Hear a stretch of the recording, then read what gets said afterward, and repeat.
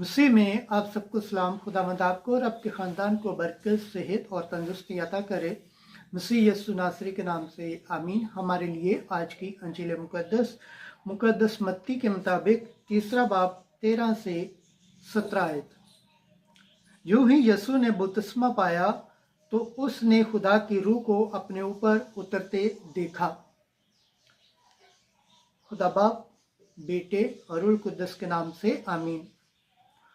उस वक्त यस्सु जलील से उर्दन के किनारे यूहन्ना के पास आया ताकि उससे बपतिस्मा पाए, लेकिन यूहन्ना उसे मना करके कहा कि मैं तुझसे बपतिस्मा पाने का मुहताज हूँ और तू मेरे पास आया है।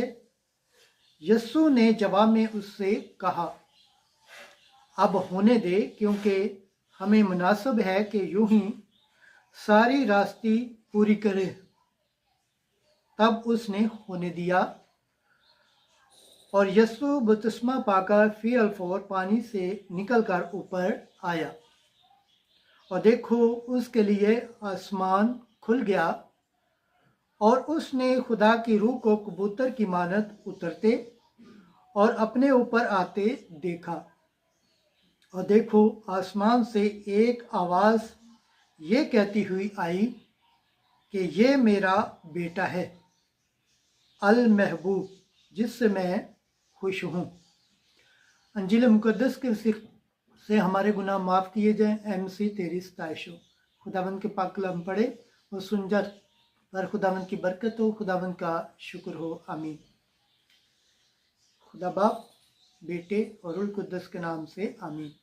अजीज दोस्तों, आप सबसे गुजारिश है इस चैनल को ज़्यादा से ज़्यादा शेयर करें, लाइक करें, सब्सक्राइब करें और कमेंट्स करें और बेल आइकन को प्रेस करना ना भूलें ताकि हर आने वाली वीडियो का नोटिफिकेशन सबसे पहले आप तक पहुंचे।